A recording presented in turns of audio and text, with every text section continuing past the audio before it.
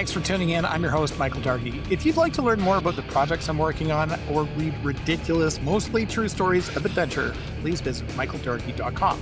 Or if you're looking for ideas on moving your brand from myth to memorable, you can buy my book, Brand Jitsu, that's this one right here, wherever you get your favorite books. And if you just need a little inspiration, head on over to our creative intelligence agency, makemorecreative.com. Now, let's meet today's guest.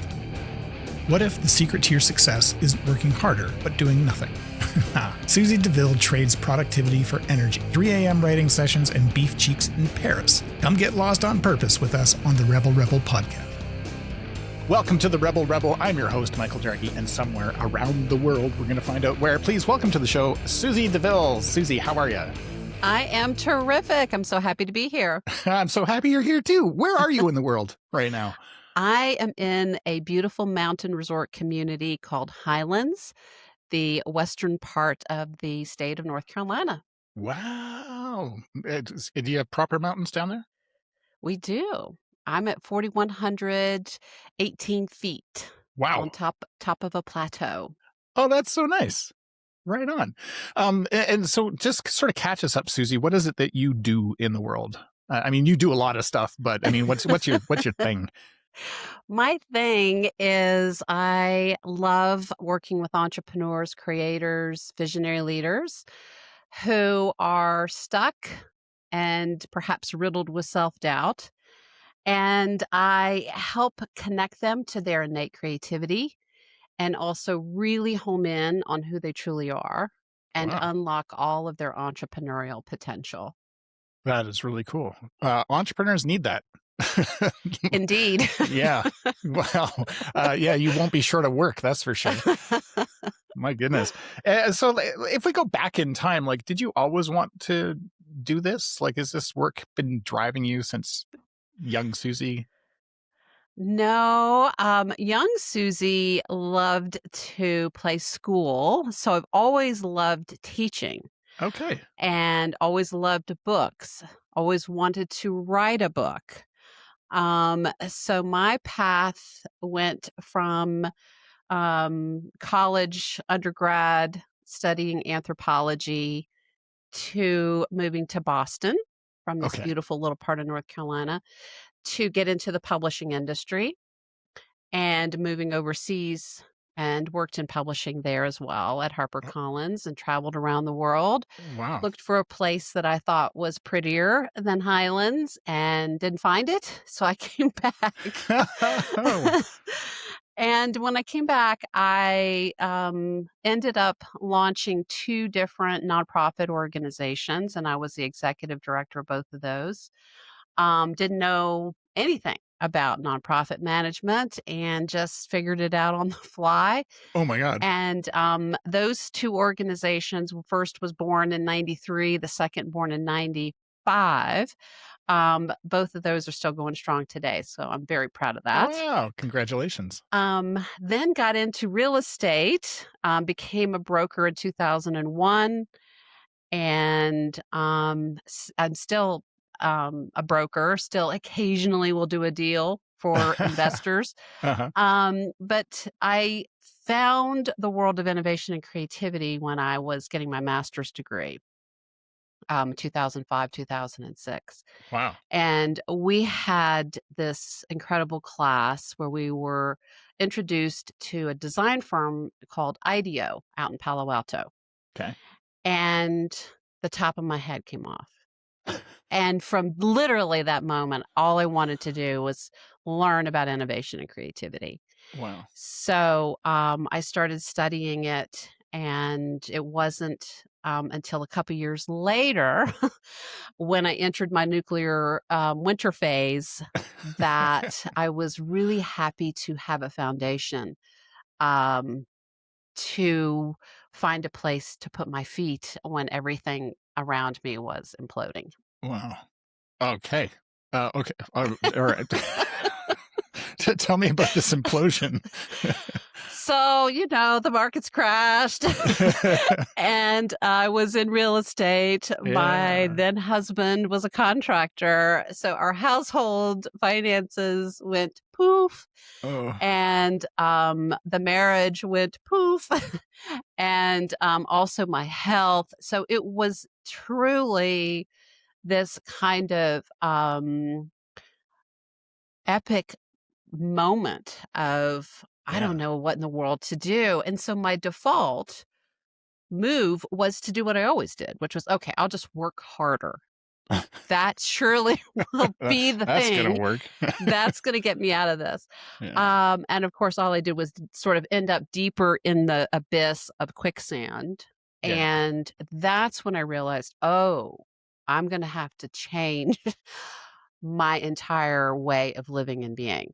I'm Wow. going to have to recreate everything and Oh my start God. over. And I looked around in different baskets of experience, innovation and creativity, coaching work, consulting work, leaning into what I knew as a nonprofit leader, as an entrepreneur, and um, started to understand the relationship to what Paulo Coelho, the author of The Alchemist, would Right. talk about as inspiration. What the heck is that? Why do we care about inspiration? Because isn't that the light bulb over the head kind of moment? Yeah. And no, it's literally breathing in, inspiring ourselves with what brings us alive. And that was a novel concept to me because I was just great at the exhale, which is what most of us really gold medal, right? We're great Right. at the doing. We're great at the burning out. We're great at the gerbil wheel, but we're horrible at play. Huh. We won't take our vacations. We won't spend time in the woods. We won't do what brings us alive or what we love. And then we wonder why we're these little hollow husks of a human, and we don't have anything from which to draw upon that delivers intuition and soul into our lives and into our work. So this put me on this path to figuring out, okay, what is it that Huh. inspires me? And how does creating art play into that? And so I went on, and you'll love the terminology, what I call a creative rebel's voyage, Yes. and learned art and learned how to take the principles of making something into making a great new life. Wow. Okay, so that's seems like a huge leap to just decide to suddenly start doing art. Like I think for some people, For I've always all of arted. us. Yeah. So tell me a little bit more about that journey. Like, did you just decide one day you're going to be a painter? Like, did you? Like, what Well, happened? it kind of was like that. However, I had always been intrigued by all of the arts, but I never considered myself an artist. I Okay. grew up in a household with a father who was an engineer, artist, entrepreneur, and a mother who was a teacher and insanely intuitive. And yet I was like, oh, well, I didn't get any of the art genes. And that really kind of speaks to how our cultural training shapes our thinking, because we think there are only a couple of people in the world are artists and the rest of us just didn't get the goodie Yeah. when the genes were being handed out. And that's completely false. Every single person is an artist, and I can prove that to you. If I have 3 minutes with you and a piece of paper, I can prove it to you. So what's interesting to me is that my whole life was such a left brain, linear, logical, rational, focused world. Uh-huh. And that did get me success in the kind of hoop jumping part of life. Right. I was great at that. But when it came to leaning into intuition, imagination, ideation, making something, that world felt a lot further away, impossible even. Um, And so I started to kind of get this interesting notion that there was another part of my brain that I could tap into, and I could do that, I thought, if I could immerse myself in the world of art. So I started to take some private lessons to sketch and to learn watercolor, and something started to unlock. And then I started abstract lessons and acrylics and mixed media, photography, and more and more, what felt like were giant chunks of concrete were just kind of cracking and Ah, fissuring and falling away. And what was left was the authentic me. very cool. And so you help people figure that out. You help them Yes. get out of the concrete. That's such a Yes, great I metaphor. am the concrete chiseler in chief. And it's interesting going on, I sort of take this anthropology background, taking people on an archaeological dig of the self. But doing it in a way that's so much fun, Yeah. and it's insanely energizing. So anybody who's on any kind of a gurney, like I was on multiple gurneys during my nuclear winter period, but regardless of where you are, if you're burned out, if you've hit a ceiling with your income, if all the color has drained out of your life, or if you're stuck in your business, I have a framework to pull you out, but also marry that with a strategy so that regardless of what your goals are, beyond getting your life back, Mhm. we can then level your business up to whatever and wherever you want it to be. I love it. That is so, where can people find out about that?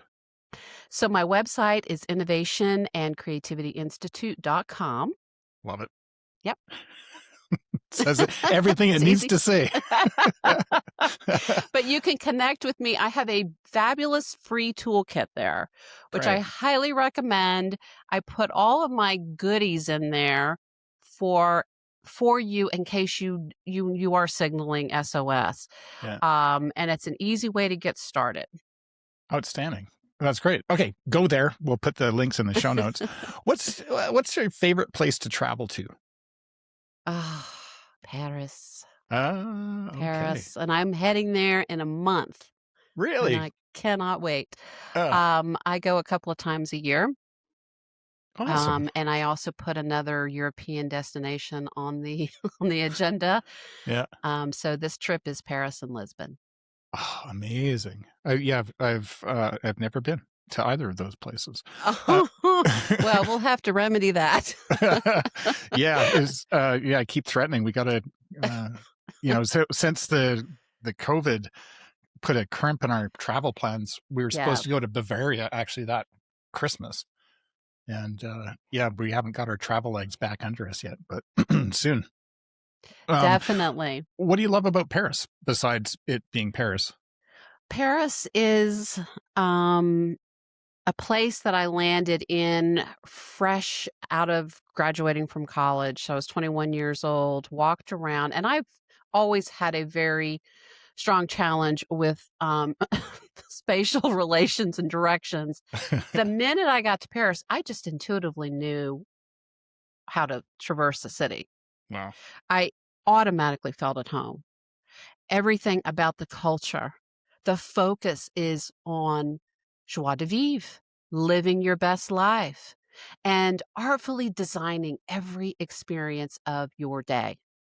Love So it. it doesn't matter if you are getting your first coffee of the day at the cafe, or you are purchasing something from a vendor just down the street. Everything is so beautifully presented, designed, packaged, intentionally curated, and it is such a dreamy experience. And then, of course, there's art and there's beautiful music, and the city itself is so easily traversed. It's very cozy. Hmm. Boston feels like that to me. You can walk the city and it's just warm. Everybody says, "Oh, the Parisians are so stuck up and aloof," and that's so not the case.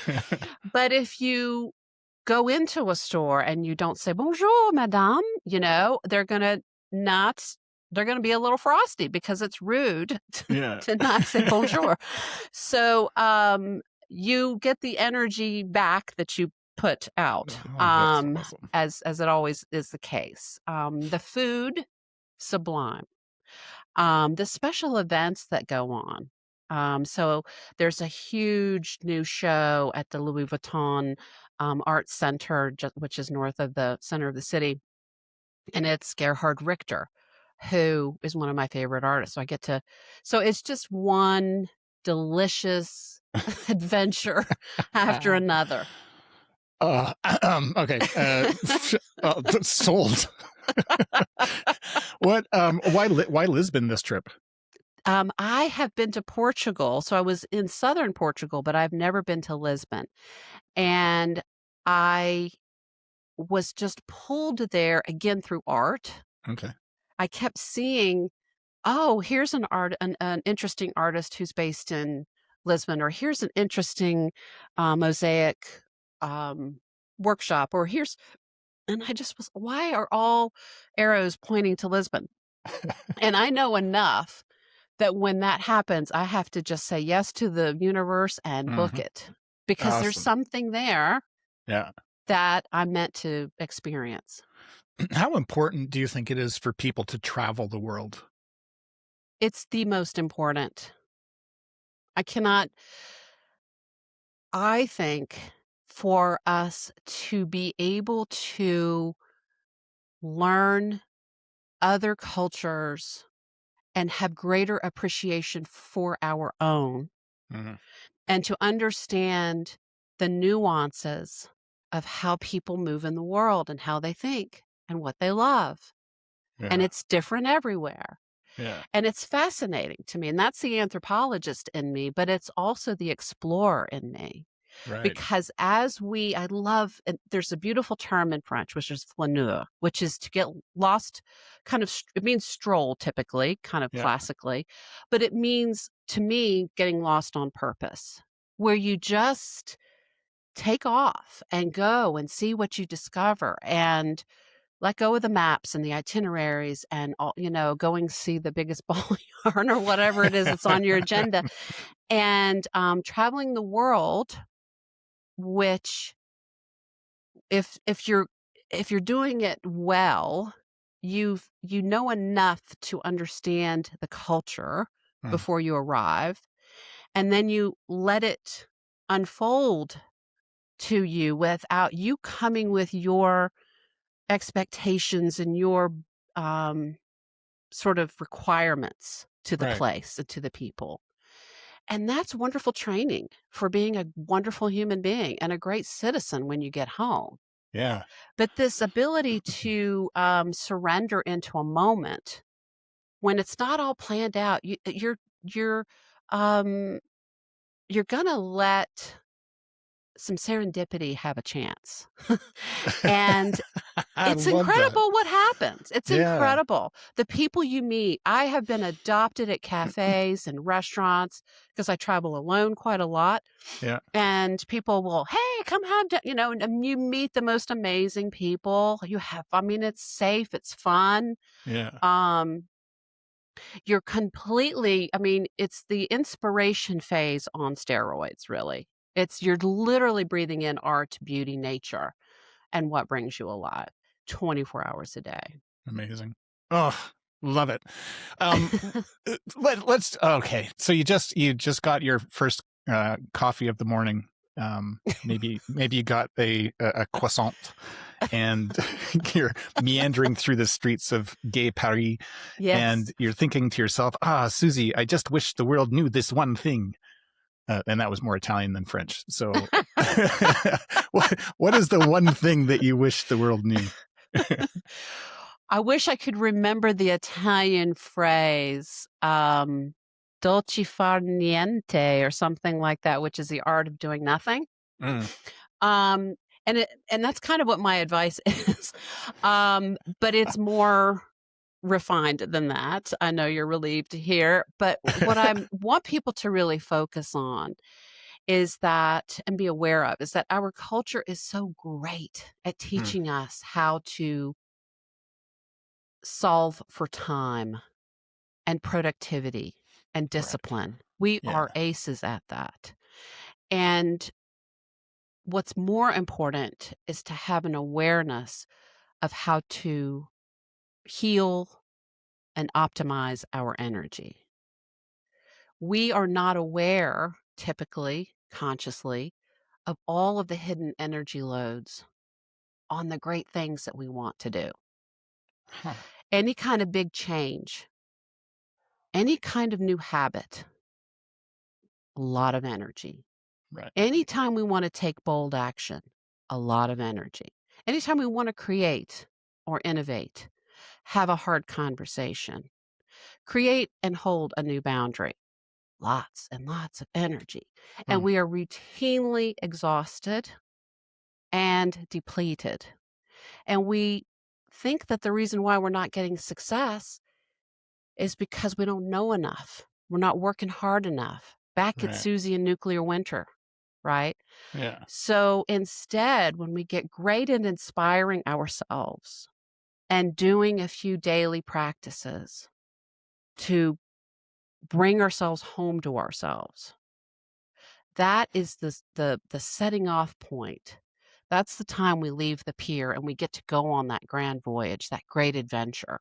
But we're not going to even feel like getting up and putting the sneakers on to even walk down the pier because we're completely burned out or overwhelmed or exhausted. Yeah. Wow. That's deep. Thank you. That's awesome. What do you do to recharge your batteries? What's your thing? So I have now, I will preface this, I have been working on this for a while. So I have a pretty interesting morning ritual. And my morning starts very early, but that's all by design. Okay. Some people are not morning people. If you're not a morning person, this is a different solution for you. Right. It would happen later in the day for you. But I have a term called creative circadian rhythm. It works just like your biological circadian rhythm, only it's for your creativity and your focus and your clarity, your best thinking. So I happen to fall into learning that my creative circadian rhythm happened a lot earlier than I had thought. And I learned because I had to get up earlier when I was writing my book, I had to get pages to my editor. So Right. I thought, okay, I'll just get up an hour earlier. Well, I used to get up at 5 and I could write just beautifully at 5. But I noticed that when I got up at 4, I could write like the wind. And I was like, what's up with that? So let me try 3. I'm just curious because then I started hearing about all of these stories of all of these deeply creative people who have had almost nearly mystical experiences between 3 and 5. Wow. So that, okay, let's see what 3 o'clock's all about. 3 o'clock, I could take dictation from the divine. It was coming, sort of channeling, sort of classic, like if you think of the cartoon person with the typewriter. I mean, it was crazy. Wow. So I then changed my schedule so that I could stop work at a certain time, ramp down, and get away from the digital drip and sleep, and then be able to get up fully rested. Amazing. And that really changed my entire creative output. And then I had already been doing the morning practices that I advocate for in my book. So Morning Pages, Julia Cameron's brainchild, which is 3 pages of longhand writing in a journal. You're really just getting all the junk out of your brain onto a page. A time where you get out and you move, so it can be a walk, swimming, Pilates, whatever it is, meditation, moments of inspired learning. And for me, that's listening to poetry or reading something out of a book, or my favorite, which is to find an inspirational quote, and I keep it in a 5-year journal so that I have this running list of all this wonderful juju from these brilliant minds from throughout time. Wow. And that has become a surprising source of content because those quotes talk to each other and talk to me. Uh-huh. And so it's every time I touch that book, which is every day, there's a new ignition cycle, a new series of neurons firing. And then the last one, which is the one that all my clients fight me on, is the making something one. And that can be a quick sketch, a quick collage. I could paint something. I could go to the kitchen and whip up a vat of gumbo or make a great French sauce. But it's moving your hands. You're not in the digital world. You're in the world of analog, and you've crossed the threshold into this place of not being at the departure, but you haven't arrived.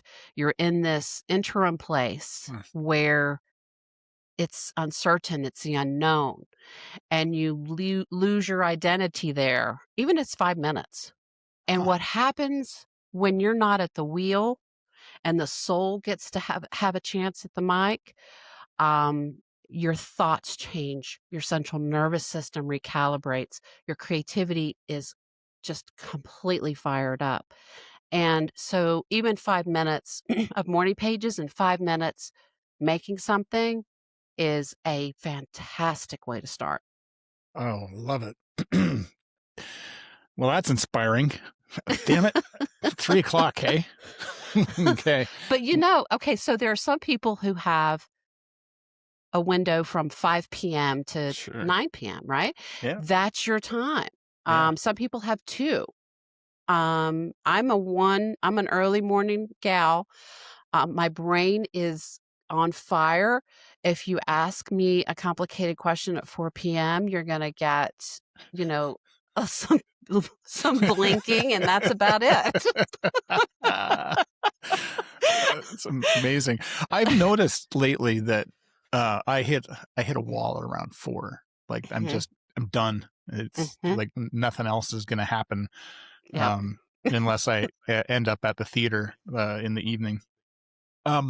Boy, what's your comfort food?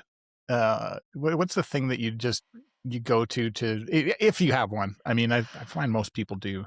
Oh gosh, I mean, how long do we have? Okay. Well, if we're in Paris, it would be pain au chocolat. There is an amazing pastry called a quinette, which looks like a little escargot. It has a little snail shape. It's all butter and flaky pastry, and then some of them are sweet and some of them are savory. I can't even begin to tell you what that's all about. But then there are other things that are specialty dishes at certain bistros and certain brasseries that are brought out. Like, okay, the oldest cafe in Paris is called Le Procope, and it's in the 6th arrondissement. Take notes because you will want to eat this dish. It is beef cheeks in the most sublime sauce you can think of, and there's pasta on the top, big rigatoni, and then this melted Parmesan and some other kind of cheese. Oh my God. Okay, so it comes out in a copper pot. Okay. Like you're on a movie set. Okay. Yeah. And first of all, this place is where, if you look up the history of all the famous people who have dined at this place, and it is stunning. When I get off the plane and I'm calibrating how long it's going to take me to get into the city compared, to see what the traffic's like, I'm making my reservation in the back of the cab for Le Procope. I would literally check into my hotel, dump my bag, and bolt down like several blocks to this place. That's the first thing I did. And it was the first thing I did several years ago. And when I'm sitting there and they bring out the pot, and there are like 4 or 5 waiters and they're just racing around everybody. It's because it's so packed and busy. Yeah. And there was a gentleman there. He was pouring water and wine, and so he was there for a minute. And I had already started scooping out of this big vat Yeah. and putting it onto my plate, and I put it in my mouth, and I looked at him, and I my head just everything went blank, and I my eyes rolled in the back of my head, and I leaned back in the banquette, and I was just in true ecstasy. Oh. The entire wait staff, all of these beautifully coiffed men and women with their tidy aprons, came and circled around me and gave me a round of applause. They were thrilled and that's what being in France is so fabulous, because they love it when you love what they have made. They love it when you are living your life and you're having fun. And so every time I go back there, mademoiselle, I mean, they're just so they just come wheeling out with everything. And you can't not be delighted at everything. It's just so much fun. That dish, though, will be forever seared into your memory. It's kind of like a braised short ribby, kind of that level of flavor and texture, and then all those other things that go on top. It's amazing. I'm so hungry right now. All right, where's my credit card? I'm gonna go book a flight. Trying to remember the French. It's jus de boeuf, beef cheeks, jus de boeuf. Awesome. Amazing. Yeah. Thank you so much. Okay. I have a new place to go. Good Lord. There's these people in the world, Susie. I call them rebels in waiting. And these are, maybe they're just starting their own little rebellion. Maybe it's a big rebellion. Maybe they're partway through and they aren't sure how they're going to get to the next step. What advice do you have for these humans that are embarking on this journey? I would say, first of all, congratulations on your bravery. And note that what you are embarking on is more about the sort of Joseph Campbell-esque dragon that you're going to meet in the individual caves that you enter. So you may be thinking that you're trying to figure out the launch, but really it's a dragon of your becoming. It's your ability to tolerate uncertainty and still take action and still keep getting up and still keep trying and still keep failing and still walk around on, your hands and knees in the dark. And so it's so easy to get hung up on thinking that all the answers and geniuses it's all out there. And there are geniuses out there, and there's all kinds of wonderful information. Yeah. But don't forget what you bring to the table. That's just you. Your unique genius, the authentic, aligned version of you, is the ultimate champion in any arena. So do what you need to do, i.e., take very good care of your energy, take very good care of your health and your rest, but also be very intentional about inspiring yourself, playing, having fun, connecting with people, because that will take you back home. Going back to that archaeological dig of the self, you're going to discover all kinds of things about yourself on this journey. And so make a record of that. Literally keep a journal and track what's happening. You can create the nautical chart that takes you straight to the islands of your highest and best desires. every morning you can recraft and calibrate that nautical chart. So hang in there. It is not easy for anybody. Anybody who says they have it all figured out is completely lying. But it's fun. Let yourself enjoy the fun and the magic and the mystery of it. And surround yourself with people who are going for it too, because you can collectively cheer each other on and support each other. I love it. Susie, tell us again where people can find you. My website is innovationandcreativityinstitute.com. Love it. Susie, this has been so much fun. I'm so inspired, not just to, maybe do some more painting and maybe do some art, break out the Copic markers and stuff like that, but to travel again and to, go have this delightful dish in Paris. I mean, why not? It's a total must. Yeah. This has been delightful, Susie. Thank you so much for being with us. Thank you. Thanks for listening to the Rebel Rebel podcast, a show for creative rebels and entrepreneurs who think audaciously and act courageously in the service of making the world a better and more interesting place. Visit michaeldargie.com for more adventures, the RebelRebelPodcast.com for every episode, and makemorecreative.com to access all our cool tools. Until next time.